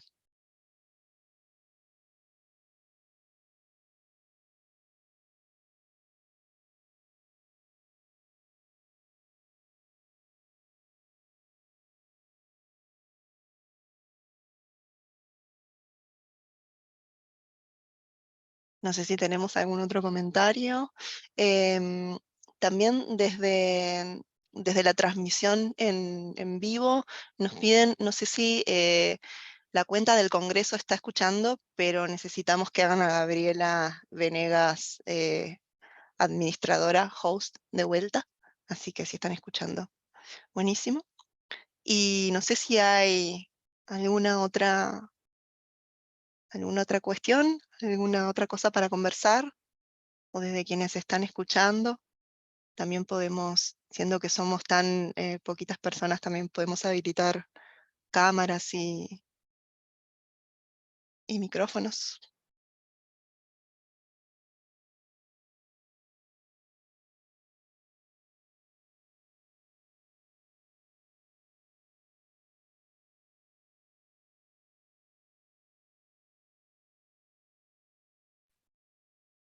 Si no hay más preguntas, tal vez tendría una pregunta para Wilson para cerrar y pedirle también un último comentario, justamente sobre más bien la composición de actores dentro de los dos rubros que mencionaste, ¿no? De la caña de azúcar y la palma africana. Si, no sé si fue parte de tu enfoque, digamos, de mirar cómo se ha transformado a lo largo de estas políticas públicas también la composición de actores, de quiénes son los que producen o qué impactos en sus visiones o en su participación en estos rubros has visto. Muchas gracias, muy interesante y justamente iba a preguntarles algo parecido, porque yo, como ustedes vieron, me enfoqué más hacia la agricultura industrial, que era el objeto de estudio. Sin embargo, no se puede soslayar que existen otros sistemas productivos y campesinos, por supuesto, que históricamente han estado tanto en Milagro cuanto en Quirindé. conforme se ha ido colonizando, poblando en distintos periodos históricos, ¿no? Porque en Milagro estamos hablando, pues próximo a Guayaquil, su proceso de colonización fue mucho más temprano que en Quinindé. Quinindé estamos hablando recién a mediados bueno, inicios y mediados del siglo XX, que ya se pobla con algunos colonos a partir de la reforma agraria y empiezan a constituirse como tales, ¿no? Entonces, ahí hay como una diferenciación tanto geográfica como temporal en el un caso y en el otro. Entonces, en el caso de Milagro, respondiendo ya más específicamente a tu pregunta, Tamara, la conformación del territorio a lo largo de este siglo y un poco más ha sido como cada vez más cierta en el sentido de que hay una concentración de tierra, casi el 50% del cantón pertenece a una sola empresa. Eso nos dice mucho. Y como les pude indicar, solo los sistemas, digamos, más campesinos, marginales, porque además son solo de autoconsumo, se concentran en una de las parroquias más pobres, digamos, del cantón. Sin embargo, de ser solo para que veamos las asimetrías, sin embargo, de ser una de las empresas más prósperas durante más de un siglo y más, y sigue siendo muy próspera actualmente, los índices de pobreza durante el periodo de investigación llegan creo que es en la parroquia Chobo, hasta más del 90%. O sea, estamos hablando de algo bastante asimétrico, o sea, pero desproporcionalmente asimétrico. Igual pasa con el agua y con todos los otros recursos. Además, las externalidades que provoca, o sea, desde la quema del bagazo, desde los insumos que se aplican y demás cosas, durante todo este tiempo ha habido una afectación permanente a estas poblaciones. Entonces, estas poblaciones, además, viendo que hay una demanda de caña de azúcar para producir biocombustibles, porque ahí a partir del 2014 empieza un pico con la Ecopaís. Uno de los gráficos que lastimosamente no pude indicarles, hay un crecimiento bastante acelerado a partir del 2014 para el bioetanol. Entonces ya el límite de producción de la empresa ya llega al límite físico, por supuesto, porque ya tiene hectáreas y tiene parámetros productivos que ya los tiene establecidos desde hace rato, empieza a abastecerse de estos otros sistemas que no son propios. Y ahí juegan medianos y pequeños productores también un rol. Entonces empiezan la superficie que antes no era de caña de azúcar en estos cantones, en este cantón, empieza también a reconvertirse hacia caña de azúcar de estos otros sistemas, que tenían cacao, que tenían otro tipo de productos, pero al ver que la empresa necesita caña de azúcar, hay una mayor producción de caña de azúcar en el cantón y se la entiende que es de los otros sistemas productivos y fuera de la empresa. Entonces ahí podemos ver que hay una reconversión de los sistemas campesinos también hacia abastecerse, no necesariamente a través de agricultura de contrato, pero digamos formas de comercialización las hay muchas, ¿no? En donde se abastece de caña de azúcar la gran empresa que está en ese momento. En el caso de Quinindé es un poco más complicado y más difícil de analizarlo, porque allá no hay una multiplicidad de actores. Hay, por un lado, todos o muchos ligados hacia la palma aceitera, por supuesto. Ahí Quinindé es el que más concentración de palma y de extractoras de aceite tiene, y eso ha ido, quizá lo que ha pasado, que en Quinindé en estos últimos 50 años ha sido mucho más acelerado el proceso de deforestación, por ejemplo, y ocupamiento de la palma africana o aceitera respecto de, del tiempo más extenso de concentración de tierra que pasó en Milagro. Entonces, ahorita tenemos un proceso más acelerado que fundamentalmente está ya no solo expandiéndose hacia medianos y pequeños productores que son absorbidos, digamos, entre comillas, ¿no? O sea, son despojados de su tierra, sino además está ingresando en áreas protegidas como las que existen ahí, ¿no? Entonces, la Macha Chindul, por ejemplo. Entonces, hay y además se complejiza porque ahí tenemos los pocos centros chachis que todavía ya están afectados en Esmeraldas, en los otros cantones, y en Quinindé existen dos centros poblados de chachis, uno hacia el occidente y otro hacia las estribaciones bueno, de occidente y los otros hacia el oriente, entonces, del cantón. Eh, Eso complejiza aún más porque, claro, digamos, son pueblos indígenas ancestrales que han poblado, qué sé yo, no, o sea, hay la certeza que han poblado posterior a la colonia, ¿no? Como parte de migraciones de la sierra hacia allá, hace ya algunos siglos. Entonces, ellos y sus sistemas productivos, su forma de vida, han sido, por supuesto, afectados terriblemente en general con el banano, cuando empezó el banano, y ahora con la palma aceitera aún más. Bueno, por ahí va un poco mi reflexión, podríamos seguir hablando, pero no quiero acapararla. Arturo. Bueno, me parece muy interesante todo lo que han platicado aquí los compañeros y compañeras. Yo creo que me resulta muy importante que cómo el capital ha incursionado de diferentes formas, uno no creando la necesidad en ciertos territorios de otro cultivo o implementando un paquete tecnológico para la producción. Otra forma es a nivel legislativo. Acá en México, ahorita se emitió un decreto en la prohibición de glifosato y la no importación para el año 2024 de maíz transgénico, ese principalmente de Estados Unidos, y entonces ahorita ya se está cabildeando, como dicen por acá, con los diputados y legisladores para que echen abajo ese decreto porque pues les va a impactar al sistema productivo de Estados Unidos estas políticas, pero también a nivel organizativo, ¿no? En donde estoy haciendo mi investigación, la producción de papa es a través de la renta de tierras y creando esta necesidad de yo les doy empleo. El Consejo de Bienes Comunales prohibió este cultivo porque está desplazando al maíz, pero yo les estoy dando empleo a ustedes que viven aquí, ya no se tienen que desplazar a otro lugar. Entonces van a ir y van a armar una revuelta en el Consejo Comunal. ¿Para qué? Para que echen abajo esa prohibición y poder sembrar el cultivo de papa. Antes las tierras se rentaban a 1,500 pesos mexicanos, ahora llegaron hasta 10,000 pesos. Entonces el capitalismo está justo haciéndose presente en cada una de las áreas.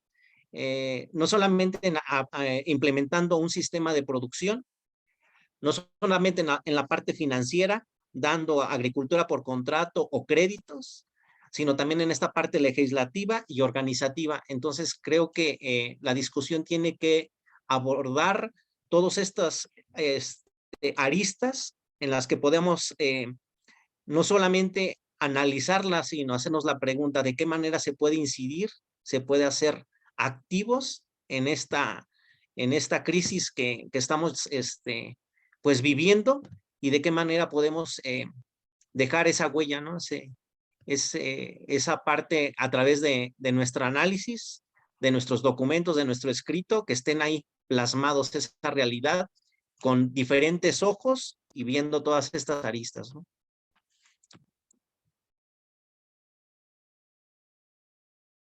Muchas gracias. Bueno, creo que si no hay más comentarios podríamos dar un cierre a este panel. Muchas gracias a todos. Fue muy interesante y muy rico compartir. Nos llevamos un montón de cosas para ir pensando y ojalá también estemos en contacto. Muchas gracias a la organización del Congreso y bueno, nos estamos encontrando también en otros espacios de este Congreso que recién empieza. Así que bueno, si no hay más palabras, nos despedimos. Muchas gracias. Muchas gracias a todos.